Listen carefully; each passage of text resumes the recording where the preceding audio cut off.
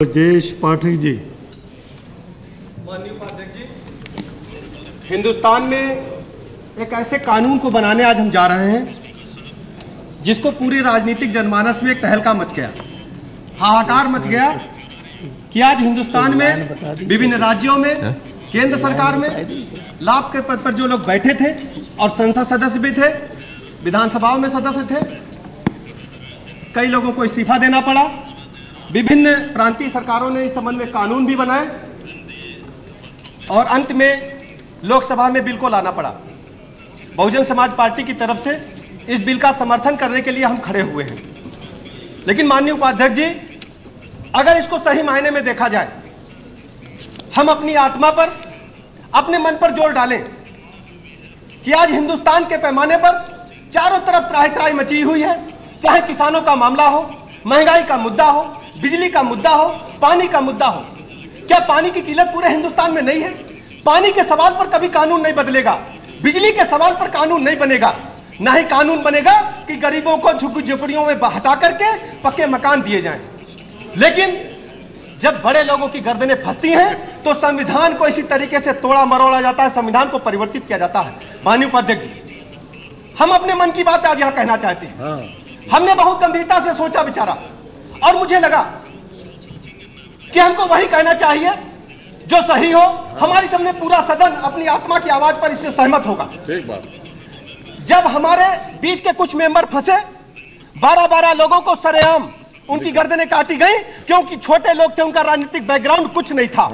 लेकिन जब बड़े लोगों की गर्दन फंसने लगी तो आनन फानन में कानून बनाया गया और कानून ऐसा बनाया गया कि सब लोग बच जाएं।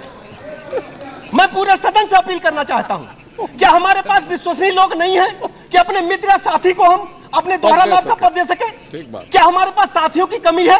क्या जरूरी है कि हम 4 पद अपने आप रख लें? ये कहां की नैतिकता है? माननीय उपाध्यक्ष जी, गंभीर विषय है, बहुत गंभीरता से आप हम सबको देखना चाहिए। Silence please, silence, silence. बहुत गंभीरता से देखना चाहिए। साइलेंस प्लीज, ही इज बहुत कोटिंग द बिल। गंभीरता से देखना चाहिए। Please silence. मैं देखिए सुमन जी, ये मुद्दा जो है बहुत गंभीर है, मजाक का विषय नहीं है। आज हम मजाक कर सकते हैं सदन में, लेकिन आने वाली पीढ़ियां किसी को माफ करने वाली नहीं है कि जब अपनी गर्दन फंसी तो कानून बना और गरीब आदमी फंसा तो उसकी गर्दन काट दी गई। कानून तो यहाँ पर बनना चाहिए कि हर गरीब आदमी के घर में पीने का पानी साफ मिलना चाहिए। कानून यहाँ पर बनना चाहिए कि पूरे हिंदुस्तान के पैमाने पर शिक्षा समान होनी चाहिए। कानून यहाँ पर बनना चाहिए कि गरीब आदमी कोई लूट खसोट न पाए, उसको इज्जत स्वाभिमान की रोजी रोटी मिल सके। लेकिन उस मुद्दे पर सर्वसम्मत से कानून नहीं बनेगा। आज पूरा सदन एक है, चाहे ये हो, चाहे ये हो, चाहे ये हो, पूरा सदन एक है। हमारे जो भाजपा के साथियों का विरोध भी सकारात्मक ही है, विरोध नहीं है, केवल वो दुनिया को दिखाना चाहते हैं। उन्होंने झारखंड में बिल पास किया, पूरा हिंदुस्तान जाना कि एक तरफ हमने बिल पास किया है, यहाँ पर हम विरोध कर रहे हैं। लेकिन मान्यवर, मैं अपने मन की बात कहना चाहता हूँ, हमको वो बात करनी चाहिए जो दुनिया देखे कि सही बात है।